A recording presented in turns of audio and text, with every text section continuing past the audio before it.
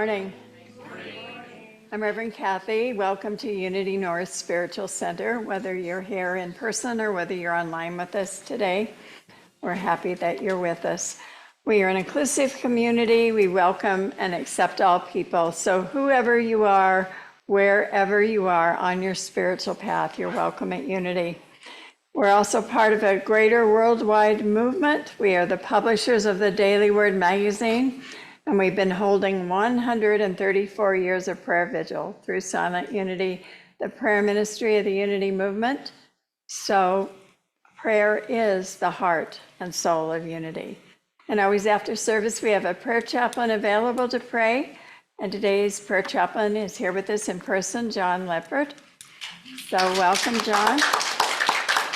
And his number is showing up on the chat and will be in announcements. And so you can either, if you're here in person, you can go to him and he will go with you into the prayer room and do prayer. And if you prefer to call, then give him a call. If he doesn't answer, he'll call you back. So thank you, John, for being here today. And let's see. Then let me introduce our team today. Tracy and Martha are our producers. And Wendy Erickson is doing double duty today as our worship assistant and also in the kitchen today. So, and we have our wonderful, wasn't the concert fantastic on Friday night? Yeah. So we have one of our musicians back today, one of our favorites, Claire Vanderkrum. Let's give her a big hand. And then on Friday night, we had our new guests from California come to our concert. So some of you met them, but some of you have not. Rebecca Thompson is our long distance remote prayer chaplain from Redondo Beach in Southern California. And Finn Robertson is our long distance worship assistant from Sebastopol, Northern California. If both of you would stand for a minute and wave. Yeah, they're introverts. They don't like to stand. They'll just wait. So I'm so glad you're with us. It's a whole different experience being here instead of online. Yes. Yeah. So they've both been with us 4 years remotely without having been here before. So this is a real treat. All right. And so the other thing I want to mention is today is a Q&A session with me. So you all received a little form. If you didn't, you could raise your hand and an usher will bring you one. A form for you to write a question for me. And we'll collect those just after the daily word. So at that point, there'll be a call for you to pass them to the center aisle. The ushers will collect them and bring them forward to me. And then I'll have only through the meditation song to put them in some remote semblance of an order, and I'll just answer them spontaneously. So please ask me some good questions. Your questions will determine the how should I say, quality of the lesson. All right. So it's always fun to do this, though.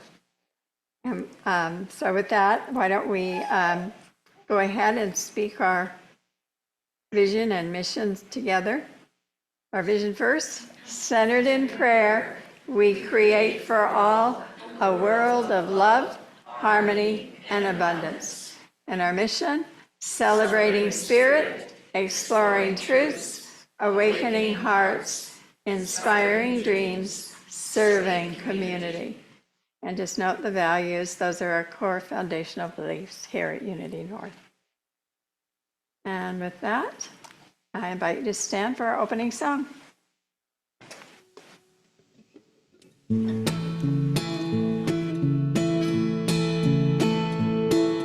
I'd like to teach the world to sing in perfect harmony.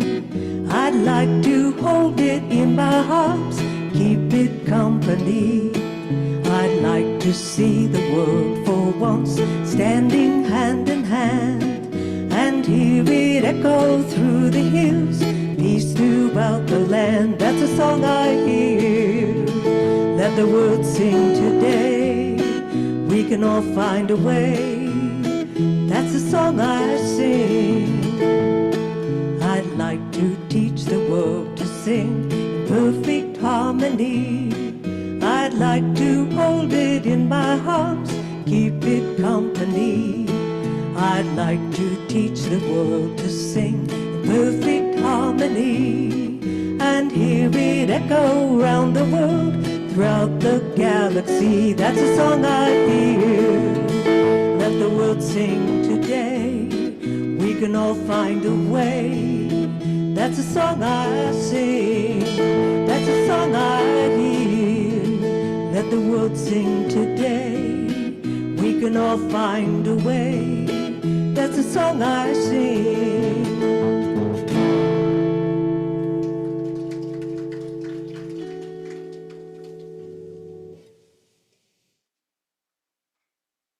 Thank you, Claire, for your music. And if you weren't at the concert last night, it was, or Saturday night, Friday night.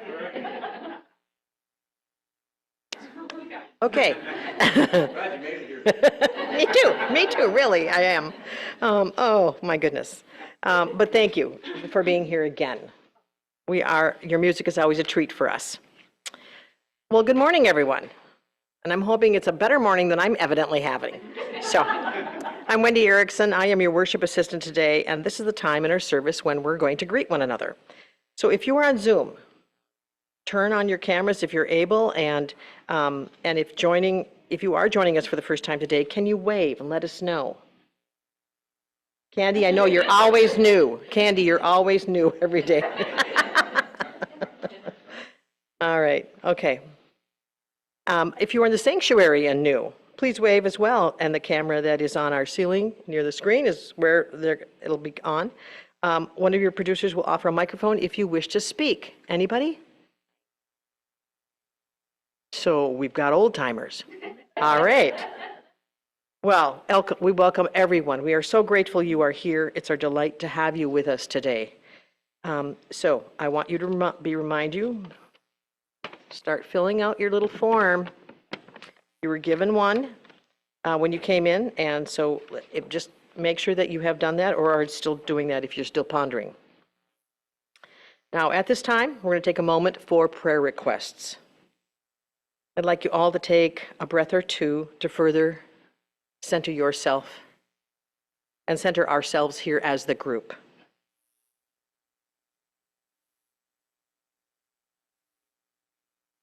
As you breathe in, bring peace, love, and joy within. And release stress, worry, any fears on your exhales.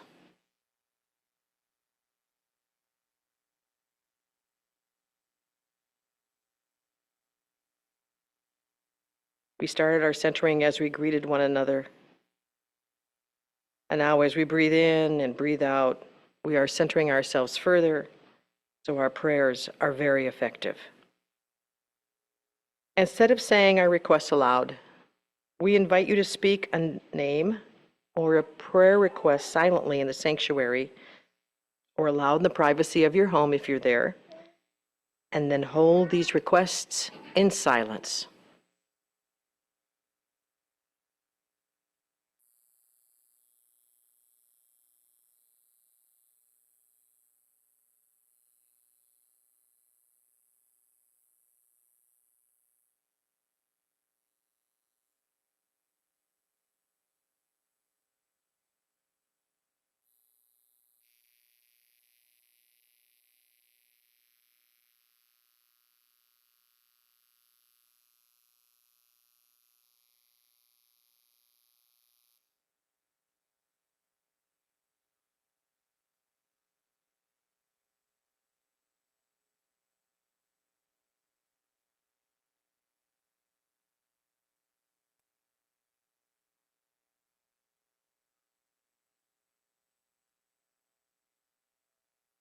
Taking a long breath and give thanks jointly for all these answered prayers. And we say, thank you, God. And so it is. Amen. And we have received a prayer request for reading, and Reverend Kathy will share it. As Wendy's uncle, I invite you to hold his children and their families in peace and comfort. And we just bless all of them through this time. And so it is.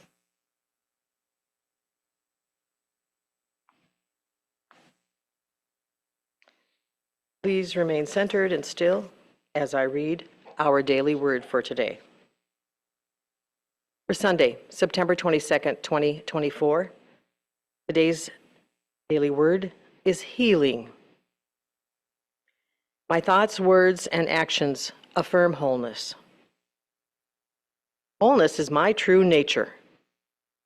Even if I am facing a health challenge, divine life is active in every cell of my body. Knowing this truth, I hold healing thoughts and speak life-affirming words, while making sure to give my body the rest, the nourishment, and the care that will help it heal. I refuse to allow thoughts of sickness or weakness to grow in my consciousness. I seek support among friends and family who share my belief in wholeness.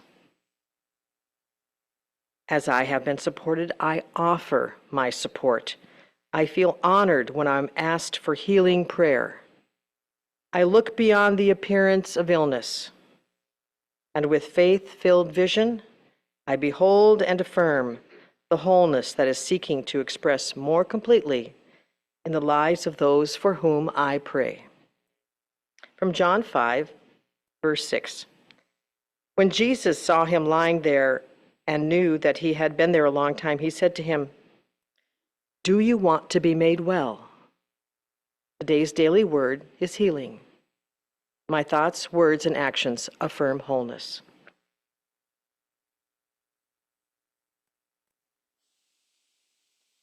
And as Claire prepares us for meditation, I would ask that everyone takes their questions and please move them to the center aisle.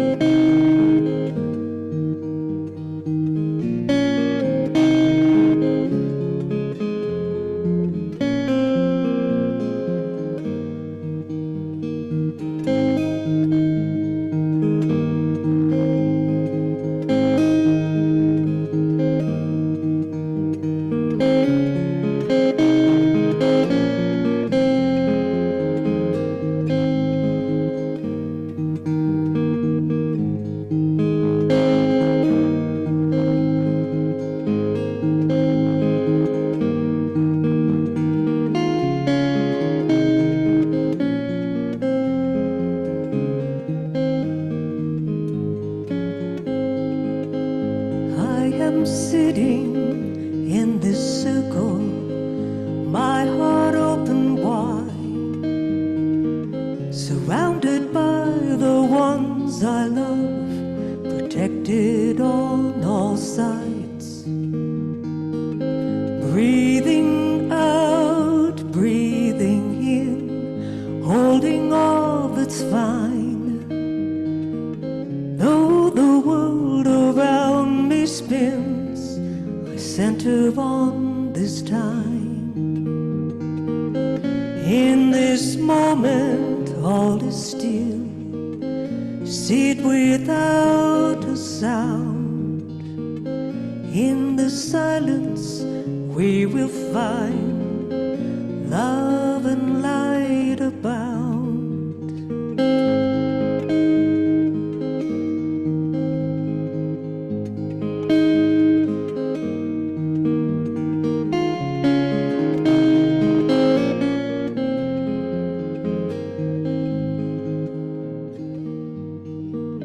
And in this moment all is still.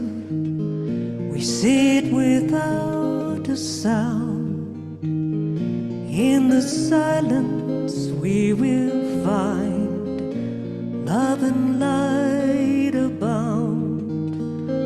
Breathing out, breathing in, holding all that's fine.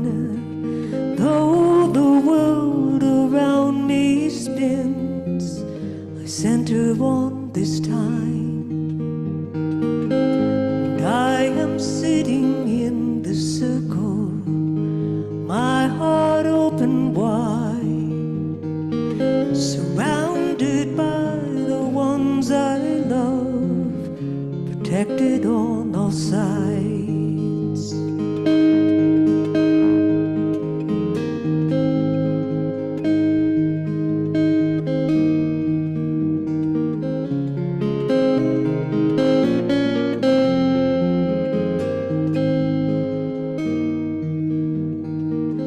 In this moment, all is still. We sit without a sound. In the silence, we will find love and light abound. Breathing out, breathing in, holding all that's fine. Though the world around us spins, I center on this time.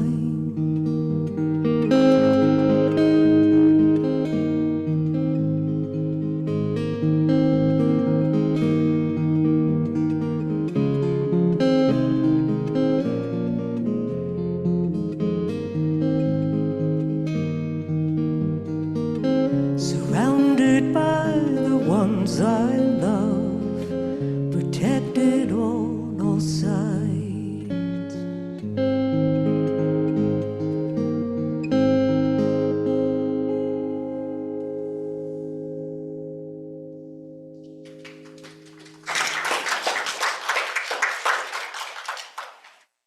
So we're having a bit of trouble with the sound. Can you hear me all right? So let's just take a moment, sit back and relax for meditation. Take several deep breaths. And as you do, say to yourself, I'm completely and fully relaxed. Just feel that wave move from the top of your head all the way down to your feet.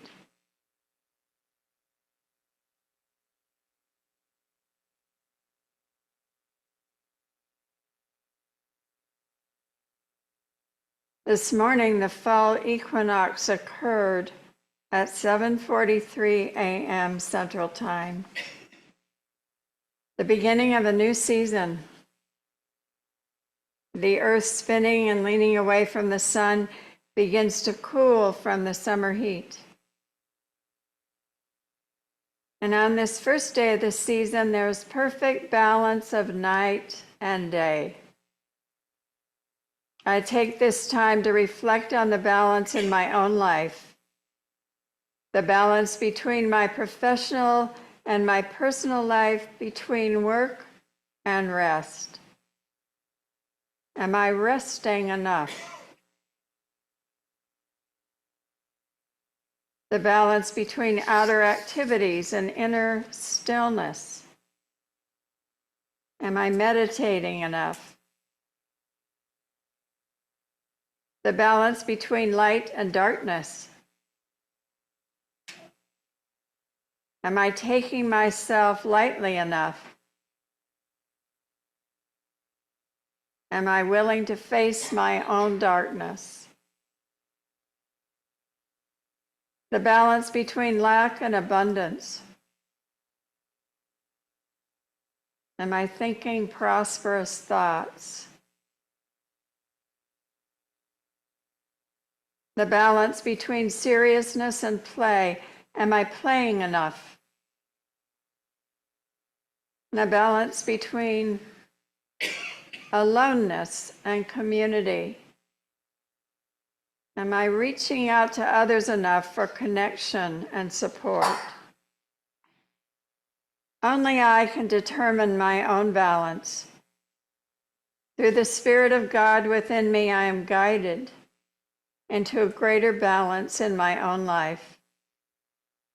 I allow myself to experience a harvest of good in this season of autumn, a harvest of love and joy and happiness, a harvest of abundance. I take time in the silence to affirm and know that the balance I seek is beginning to take place in this moment.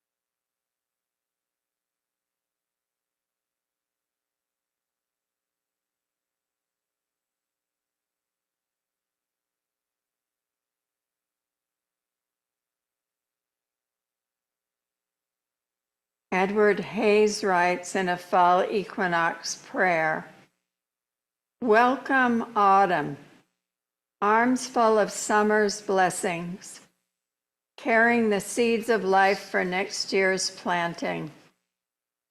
Come enter my home with your golden wisdom, to be my guest and share my table.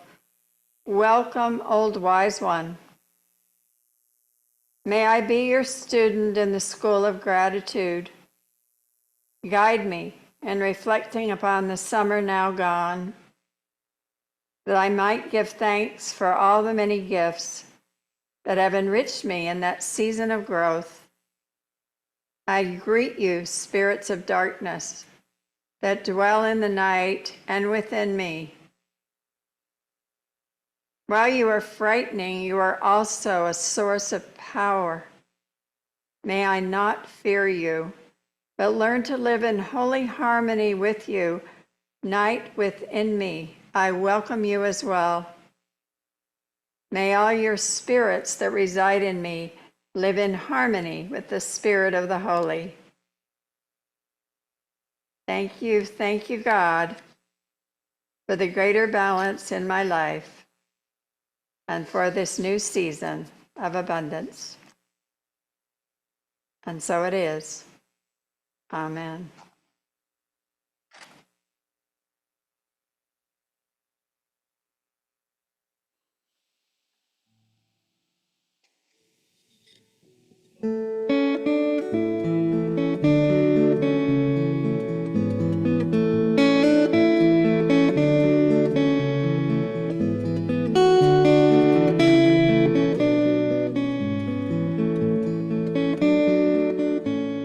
To everything, turn, turn, turn. There is a season, turn, turn, turn. And a time to every purpose under heaven. A time to be born, a time to die. A time to plant, a time to reap. A time to kill, a time to heal. A time to laugh, a time to weep. To everything, turn, turn, turn. There is a season, turn, turn, turn. And a time to every purpose under heaven. A time to build up, a time to break down. a time to dance, a time to mourn, a time to cast away stones, a time to gather stones together.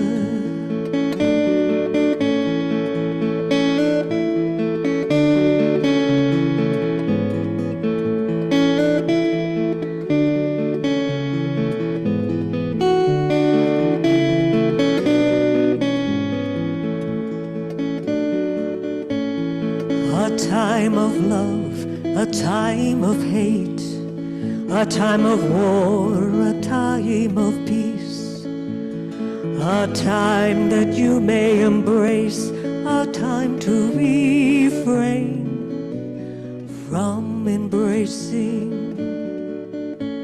To everything, turn, turn, turn. There is a season, turn, turn, turn.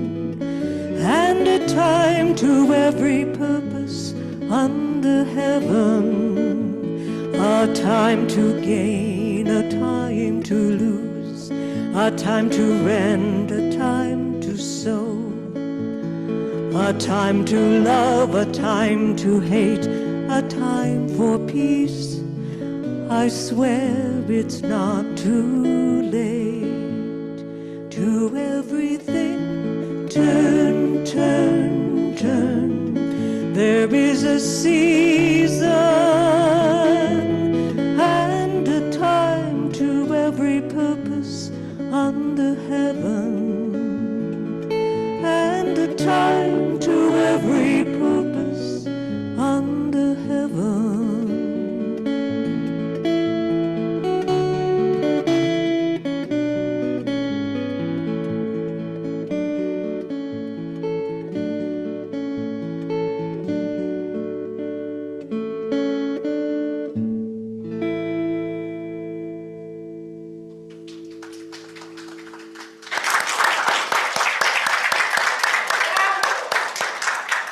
Yahoo! That was wonderful. All right, I can see just from glancing that you have seriously challenged me. You asked for it. Well, I sure did, didn't I? Okay, well, the first one, what do you think is the key to having unity, and how would you explain what unity is? And I assume the second part is unity is in this church, or what we are.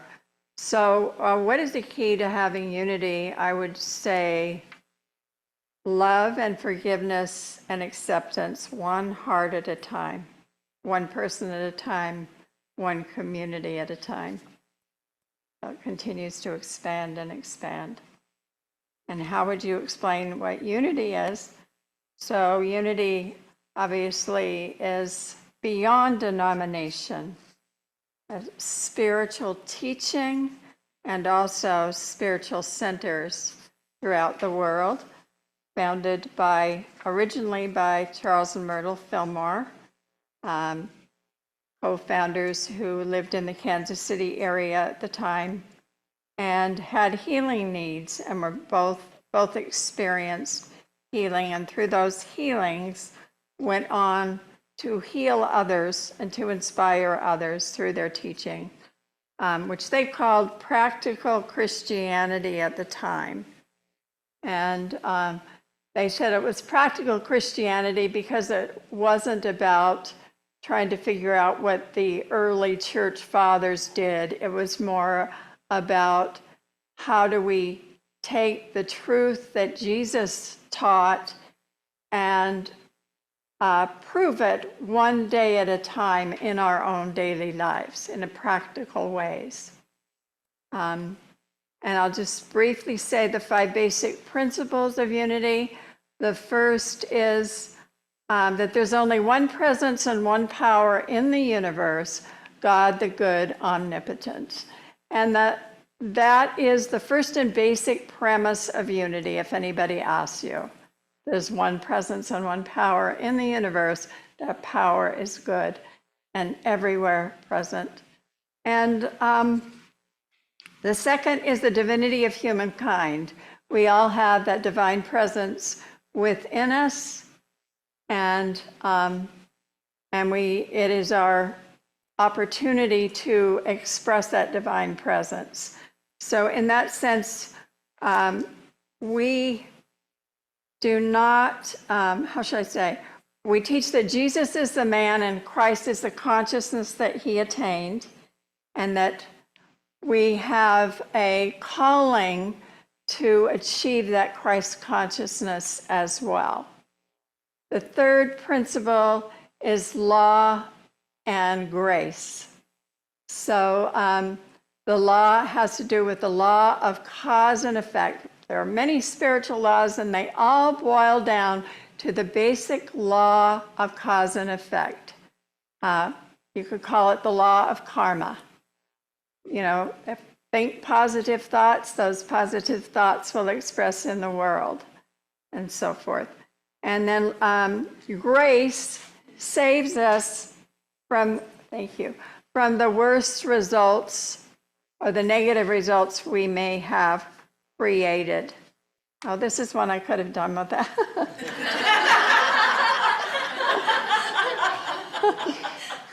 So grace saves us from, you could say, the worst karma we may have created.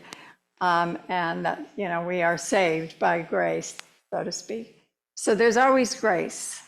And then, so that's the fourth. And then the fifth is spiritual practice and action.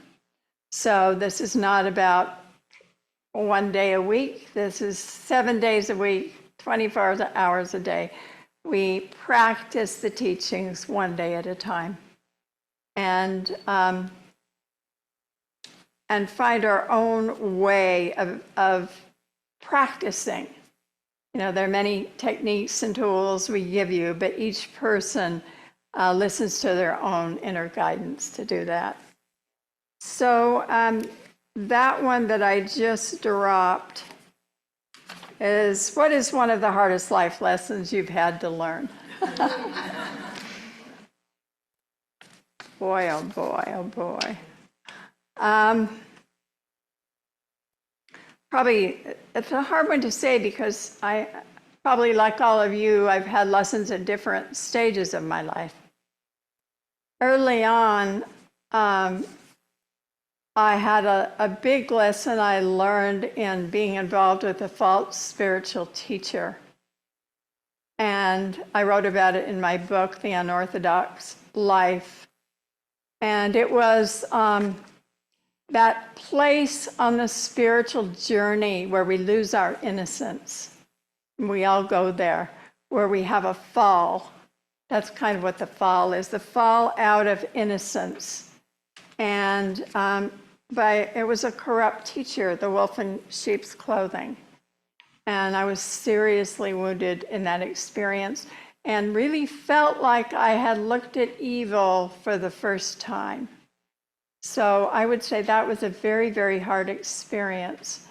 And it was a 7-year process.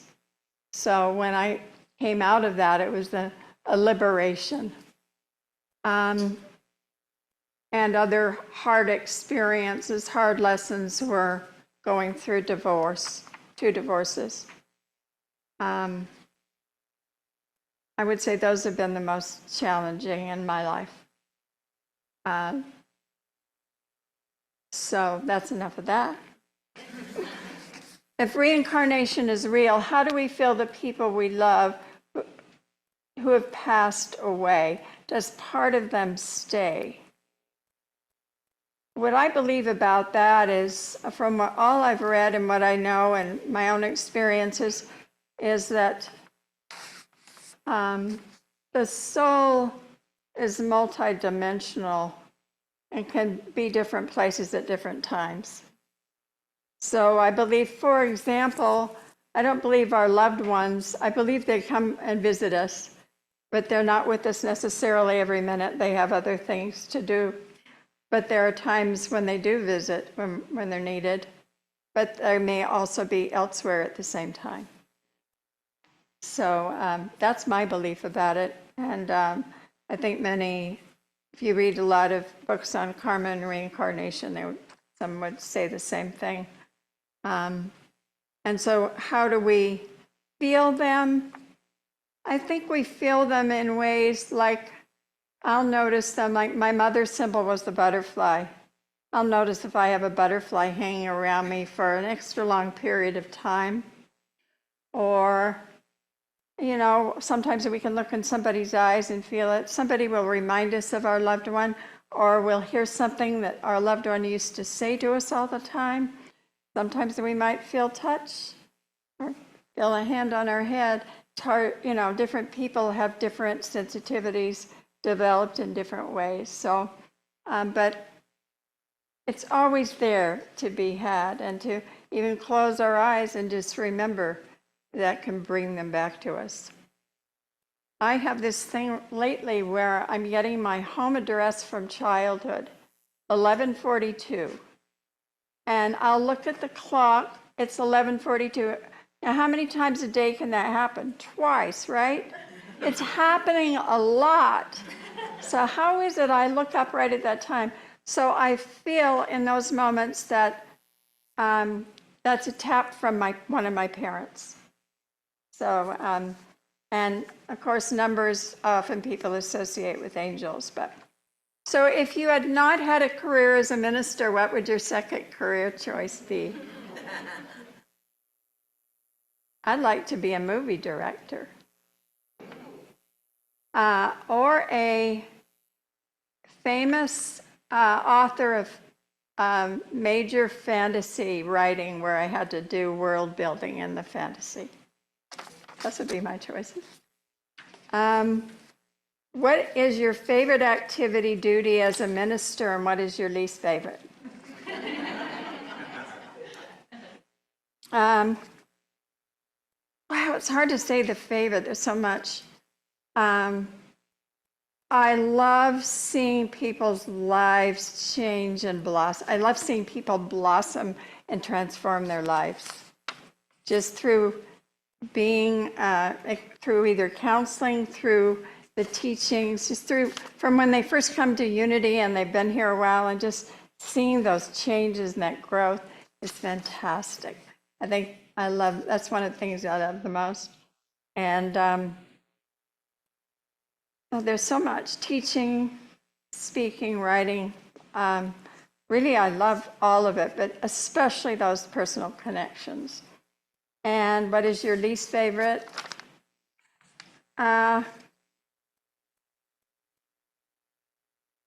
Negative politics. That's not happening here right now, which is really a blessing. But hard politics in church sometimes. And then also I would say, it's not much fun to go through, you know, periods of lack and having to deal with money issues when there's trouble. It's just a downer for everybody. So that's my least favorite. So working with people is your favorite, and not dealing with people is your favorite. There you go. There you go. It's the balance in the universe. It is, isn't it? It is. What's been your funniest or most surprising experience as a Unity minister? Wow. 35 years, what's the funniest? I don't know. 2 weddings come to mind. I don't know how funny this is, but I thought it was kind of funny at the time, although it's kind of sad but funny. All right, so usually the woman will come in and ask me to arrange the wedding. Sometimes the couple will come together, but it's usually the woman who wants the details worked out. At least that's been my experience through the years. And this one time, this was in my first ministry in Tempe, Arizona, a man and woman came together, and the man was running the show, and he was very arrogant. And you could tell they both had a lot of money. And he was organizing, and you know, I read the wedding ceremony to him, and that was all fine. And I said, you know, we could do a candle lighting. He said, oh, no, we can't do a candle lighting because if the candle blows out, then it's a bad omen. And I said, this is Phoenix. I said, the only time I've ever had a candle blow out would be in a storm on top of Storm Mountain here. But no, he didn't want the candle. And I said, well, okay, then I'll just invoke the power of light instead. And so they had just bought a new house, and it was the second highest house on Camelback Mountain, which is a mountain in the center of Phoenix with very ritzy homes. So it was just an extremely expensive area. And they didn't even have all their furniture in there yet. And they had it outdoors, and it was like a fashion show for all of Phoenix. It was quite incredible. And the best man came up to me and he said, we have a surprise for the bride and groom right after the wedding. And we just would like you to say, let the celebration begin as the signal. And I didn't know what it was going to be, so I said, okay. So we did the wedding. There was no candle lighting, but I invoked the power of light. And then I said, let the celebration begin. So they blew off fireworks above the house. They fell on the roof and set the roof on fire.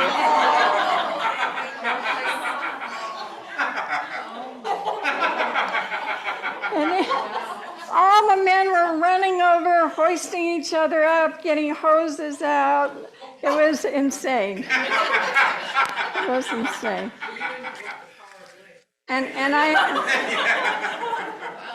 I didn't say to the groom, I told you so. Anyway, that was wild. And the most surprising experience was another wedding. And I'll tell you this briefly as I can. So it was early on in my ministry too. I was also in Tempe. And I had a young woman and her mother come in to arrange the young woman's wedding. And the groom wasn't there because he was in England. And so the deal was that the wedding, they came in about January, and the wedding was going to take place in August. And so when the groom came over, he was going then to meet me before the wedding took place. But then they told me this story. So this young woman had some friends who lived in England, a couple of them, and wanted her to go with them on a trip there. Well, she'd been living with her mother and had never really had much luck with men in her life. Her mother didn't like any of the men she ever dated. And so it was kind of a funny situation. So anyway, she was going to go to England with the friends. They knew a friend over there who lived upstairs above a pub. And so at one point before she left, she had the thought, maybe I shouldn't spend the money and go. Maybe I should use it to pay my bills. But instead, or at that moment, her mother had the thought, if she doesn't go, she won't meet him. And the mother didn't tell her that at the time. But anyway, she decided to go. She went. She got off the plane in England and felt like she had come home for the first time in her life. Went to the pub, or above the pub where they'd stayed, and then one night they had a big party down in the pub. She went down there, and in the midst of the crowd, she saw him across the crowded room. Their eyes met. That was it. For the next 2 weeks, they were together every moment, completely madly in love, decided to marry. And so he wasn't going to be coming until maybe the last month before the wedding. So this is January, so I'm thinking, I wonder if this wedding's really going to happen. And anyway, it turned out the mother was ecstatic. She knew this was right, and here her daughter was going to be moving away from her across the world to England, and the mother still wanted this to happen. She was thrilled.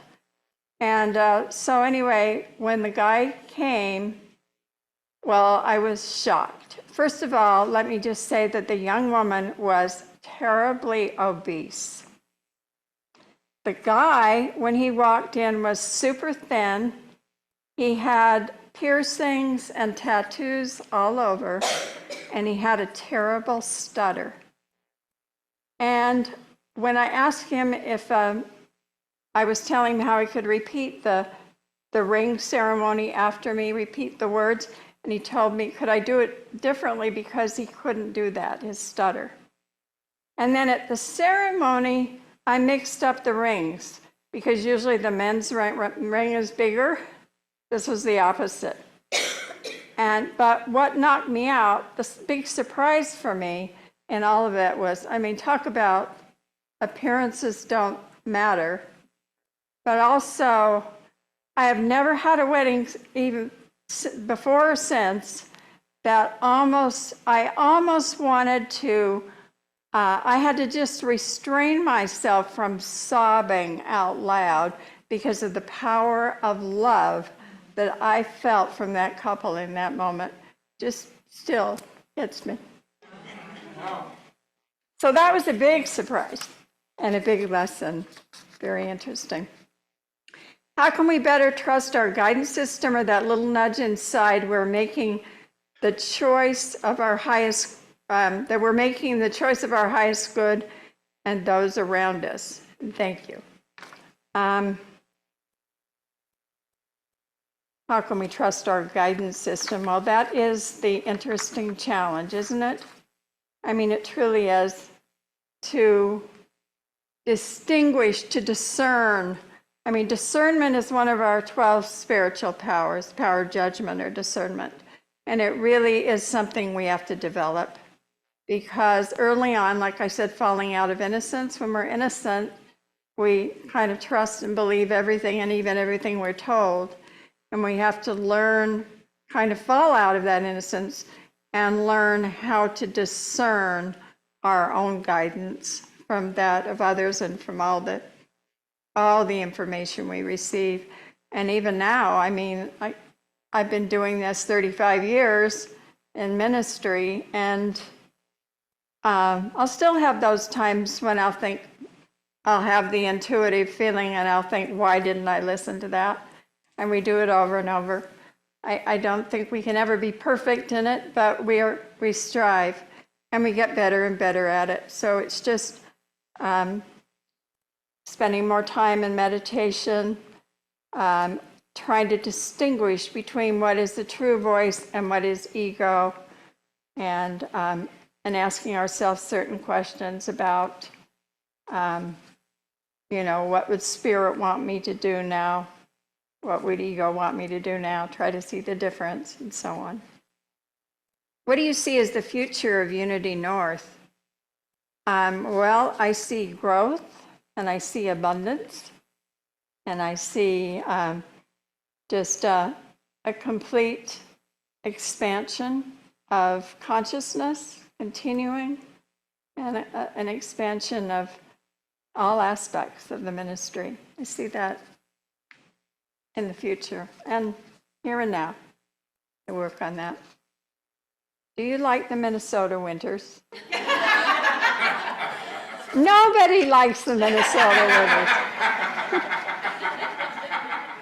All hockey players do. Are there colors in spirit? I think there are. I mean, there's colors of the aura, there's colors of the chakras. So yes, definitely colors in spirit. What should I say to people who ask if Unity is a Christian religion? We just went through a big thing about this worldwide. I mean, Unity Worldwide Ministries just went through this big controversy about it. Some people saying, well, we have to say we're more Christian again. And absolutely, I'd say 2/3 saying absolutely not. So we kind of say that we are out of the roots of practical Christianity. That's a foundation, but that we are very different than mainstream Christianity. And so one of the ways we're different is we do not take the Bible literally. We see it as metaphor and as symbolic for what's going on in our own consciousness and our own lives. And so that's a big, important piece. So we are, some people call us a denomination, some don't. I say we're beyond denomination. But we come out of Christian roots, but we are different. And I don't like to say more progressive because it sounds, you have to be careful with that. But it's has some differences from mainstream. What role do angels play in our lives? I think they play a huge role. I think we all have a guardian angel, and that's with us all the time, and also that we can call on angels. I love what theologian Matthew Fox says, that there are a lot of angels up there unemployed because we have to call on them. They need us to call them for their help. And so we have to help employ the angels. I believe that, and I've had a lot of personal experiences, especially with Archangel Michael, calling on him and seeing the results. So they play a huge role in our lives. Some people just, even if you prefer in unity metaphysically calls them divine ideas in the mind of God. And so sometimes we get a divine idea. You can think of that as an angel. Fox used to say, angels fly on the wings of intuition. And I love that saying. So if you don't really like the thought of angels, you can think of them as divine ideas. How do you experience God now versus, say, 60 years ago? Well, how do you know I was around?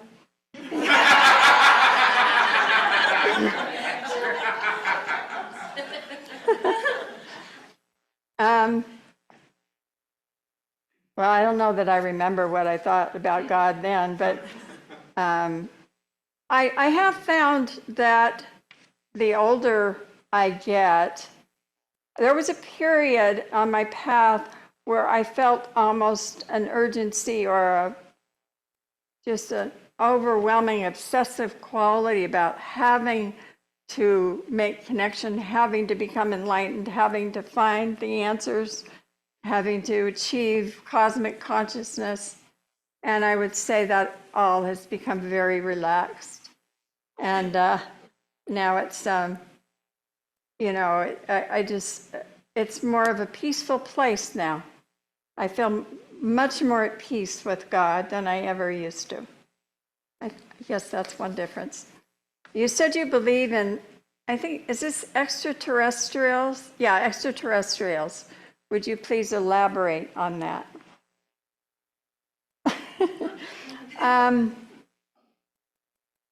Well, I've never been one of those people who go to the big extraterrestrial conferences or groups or anything. But yeah, I've always been especially interested in the writings on the Pleiades. Those fascinate me. I always look at the Pleiades and think that's where my mother must be. But I think, why not? I mean, I think it's kind of egocentric to think with trillions of galaxies out there, don't you think it's kind of egocentric to think we are the only planet with life on it? That's how I feel about it. Amen. What is the new, what is the view of baptism in Unity Church? Well, we don't do it. We don't have baptism by immersion because we don't believe that there are sins to be washed away. We believe that we are born in original blessing, not original sin. And because of that, we don't require baptism. And so when I do christenings for children, often instead of water, I'll use rose petals, because a rose symbolizes the blossoming and the unfolding of the individual and their potential. So that's more the way we think about baptism. Although, I have had some people ask for it, not so much immersion by water, but sprinkling of water. If they have asked for it, then I've done it and done a ceremony around that. Speak on integrity and integration. Wow. Pardon me? Could write a book on those. Well, obviously, I think of these, these values, these kinds of words as spiritual values in a sense. Integrity to me is a spiritual value. And integration is what we aim for. So I don't know what else I guess I don't quite, I need a little more to say, to answer that in the way you might want it. How do we truly see the Christ in all of us in these trying times? That is a good question, isn't it?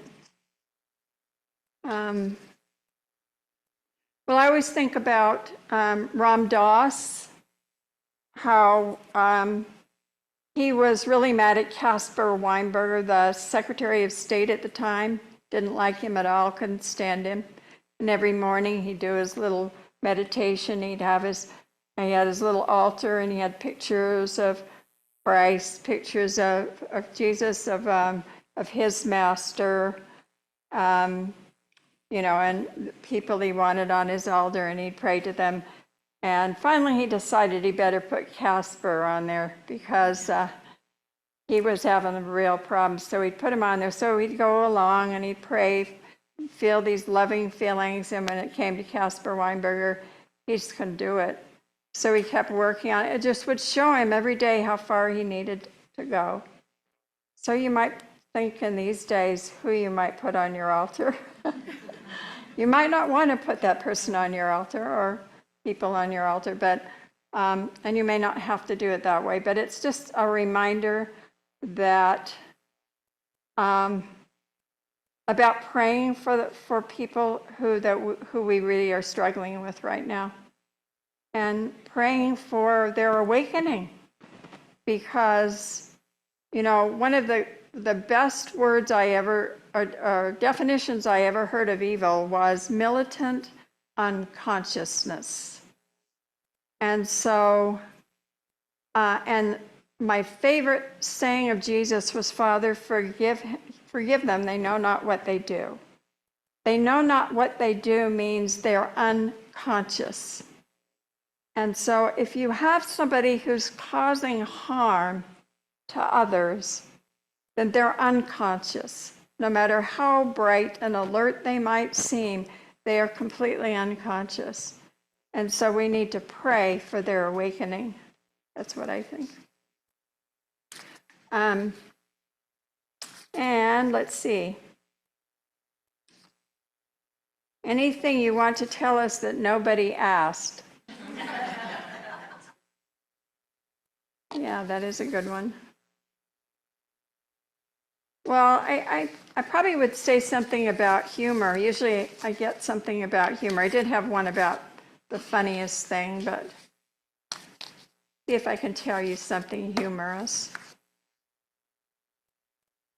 I guess my mother comes to mind with that. She had, one of her gifts was a fabulous sense of humor, and she taught me that humor brought her back. She was bipolar. Humor always brought her back to sanity. No matter how far out she was, humor would bring her back. And it was always a life lesson. And when my oldest son was a baby, she blessed him. In a circle of people giving him blessings, she blessed him with a sense of humor. He's always attributed it to his humor to his grandma. But there's a funny story about her that might make you laugh.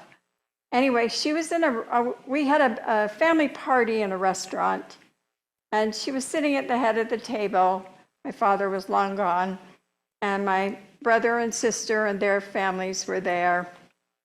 And we're sitting at the head of the table. My mother was in her 70s or 80s at the time. I think almost early 80s maybe. And she had a wig on because she'd lost a lot of her hair by then. And anyway, she was talking and telling stories. She was a great storyteller.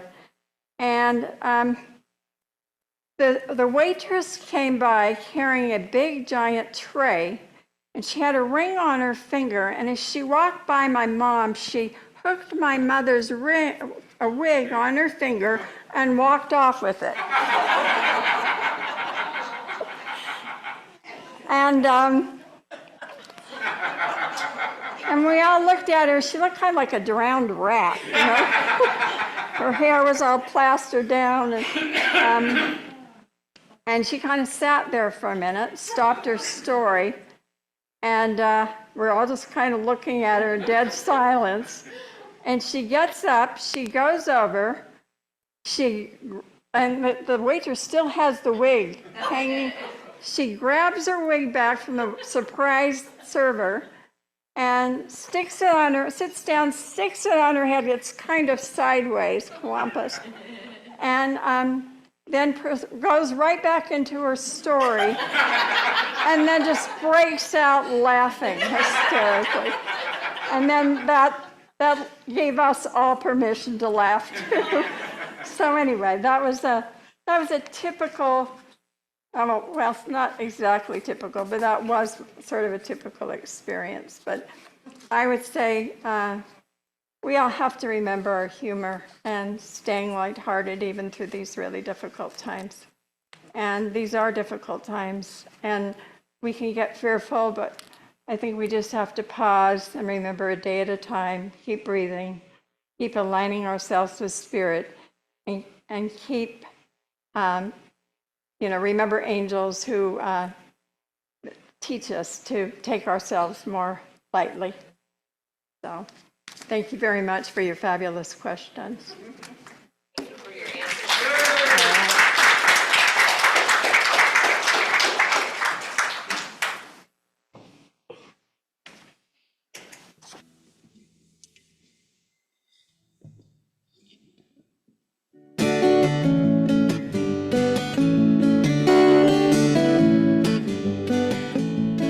We have these moments so steady and strong, feeling so holy and humble. Next thing we know, we're all worried and weak, feel ourselves starting to crumble. Meanings get lost and the teachings get tossed, don't know what we're gonna do next. Wait for the sun and you hope it will come, some kind of message comes through. Some kind of message comes through, and it says, love when you can, cry when you have to, be who you must, it's a part of the plan. Await your revival, simple survival, one day we'll all understand. One day we'll all understand. One day we'll all understand. Whether there's Eden or heavenly gates, we're gonna make it one day. All of the answers we seek can be found in dreams we dream along the way. Our conscience awakes, we see our mistakes and know just what we gotta do next. Wait for the sun, 'cause you know it will come. Some kind of message comes through. Some kind of message comes through. And it says, love when you can, cry when you have to, be who you must, it's a part of the plan. Await your revival, simple survival, one day we'll all understand. One day we'll all understand. One day we'll all understand. Understand.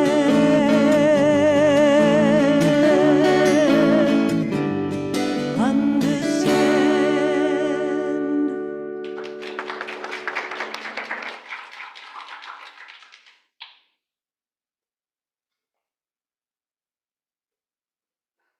Oh, thank you, Claire. That was wonderful.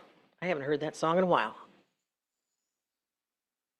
This is the time in our service when we bless our offerings. We invite you to go to our website, unitynorthmn.org, and you will find the donation button. See it on your screen and up there on our screen here. You can see it on the homepage and give your offering there. For those of you in our building, we do have a basket at the door as you leave the sanctuary. You can leave your offering in there. But you can also mail it if you want to, and our address is on the website.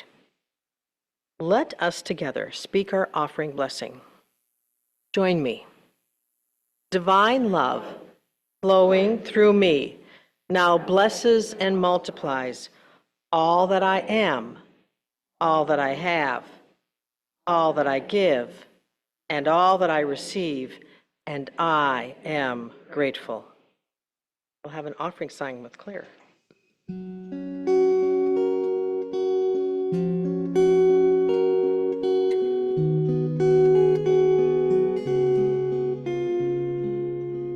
I am so blessed.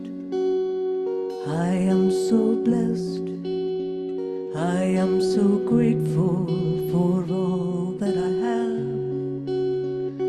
I am so blessed. I am so blessed. I am so grateful. I am so blessed. I am so blessed. I am so blessed. I am so grateful for all that I have. I am so blessed. I am so blessed. I am so grateful. I am so blessed. I am so grateful. I am so blessed.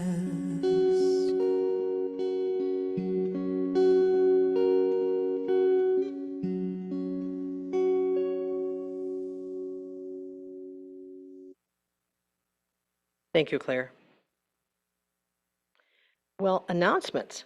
Our community news. You've got it right here, live, hot off the press. You can't hear me, huh? Okay, I'm speaking louder. So our prayer chaplain today is John Lippert. He is in our sanctuary today, and his phone number here is 651-483-3131. You can call him. He'll still do the prayer if you don't want it, you know. But also, we do have our room back here, and he can help you with any prayers. We do have a healing facilitator today, and it is Susan Brett Schneider. She will be standing by the door. So when you go there, there was a sign-up sheet. Hopefully, some of you did sign up before. Takes about 15 minutes, and please enjoy that opportunity for healing. It's just lovely. The men's group is facilitated by Nola Bean. And it's the second and fourth Sundays of the month, noon to 1. And the next meeting is Saturday, September 28th. And call Noel if you have any questions about that. Our youth and family ministry, they are in need of some additional support. 2 to 3 volunteers in the nursery, 2 to 3 volunteers in the YES program, which is 5 to 11 years old. We're looking at 1 Sunday a month or less. So it's not a gigantic commitment, but please see Moira or Kathleen and talk more about it. You can learn more of what that actually what that undertaking would be. Family table drive-through. It's beef stew week. Just so you know. Thursday, September 26th, we will start serving food at 5 p.m. So we do need volunteers, and please let Kathleen know if you're able to be there. You can even email her at outreach@unitynorthmn.org. All right, Shine Bright, annual holiday auction coming in November, early. Talked about that last week. So we'll start collecting donation forms on October 1st. That's coming right up. So start thinking of what you would like to donate for bidding. Watch for an email for more information. We have a special thank you to Claire, to Judy, and to Braden for Friday night's amazing concert.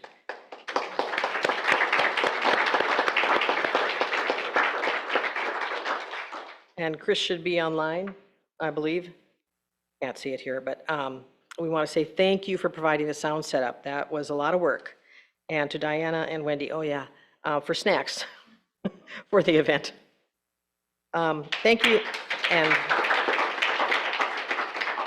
and thank you to Brandy for setting up and selling the tickets, and to our greeter for the night, which was Jennifer Flynn. And thank you to all of you for support for this party concert. We had 53 people. Rock. That's cool. That is so cool.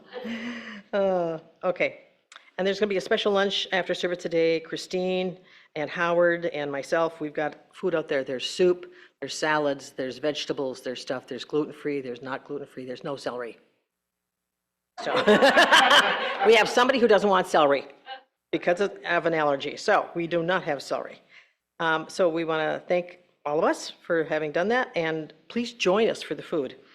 And this is an opportunity for you to have more time to deal with our introverts. Quietly talk to them. No, just kidding. But Finn and Rebecca here, so you can ask some more questions about their lives in California. We both are so grateful that they made this trip to meet their long-distance Unity Church community. And party number 12, Egypt in the Afterlife, Friday, November 1st. It's with Reverend Kathy and Becky Oberlin. It'll be 6:30 to 9 p.m. here. It includes a Middle Eastern dinner and more, so check it out on our website. They got one ticket left. And then Kathy has an announcement. Oh. Okay. I'm gonna go this way and get out of the way. Thank you, Wendy. Okay, I just want to mention the upcoming series in class starting October 6th. It'll be Unity and Creation Spirituality. Yeah, it's all up there. So I won't repeat all that you can read up there, but it's always a favorite thing to do, delving through the 4 paths that were named by theologian Matthew Fox, who is really considered to be one of the greatest theologians in the world today. He's fantastic. So we'll be traversing the 4 paths of creation spirituality, and there'll be a class, follow-up class as well on Wednesdays. So you can go ahead and register for the class, and then it'll just be part of the Sunday services through October. So we really hope you join in.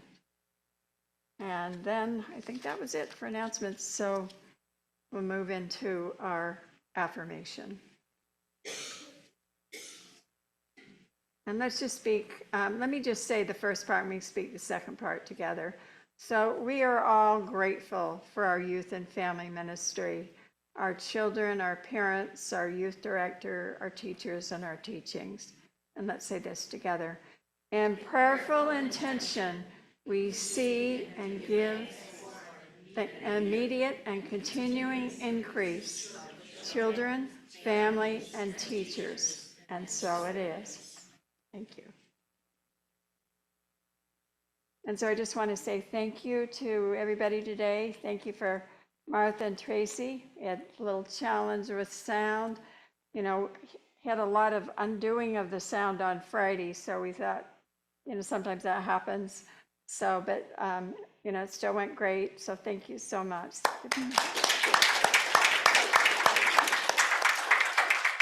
And we thank Wendy. I think she's off there. So give her a special thank you. And then wonderful to have you here today, Claire. Thank you so much.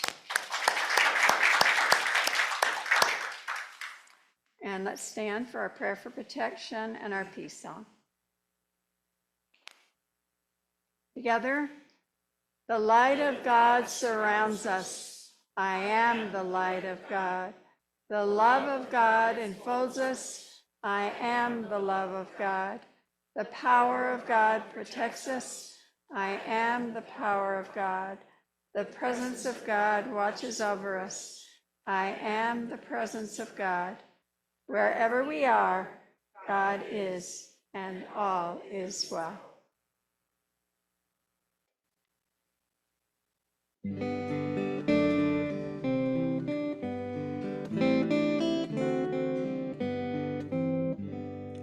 Let there be peace peace on earth, and let it begin with me. Let there be peace on earth, the peace that was meant to be, with God as our creator, family all are we. Let us walk with each other in perfect harmony. Let peace begin with me. Let this be the moment now. With every step I take, let this be my joyous vow, to take each moment and live each moment in peace eternal.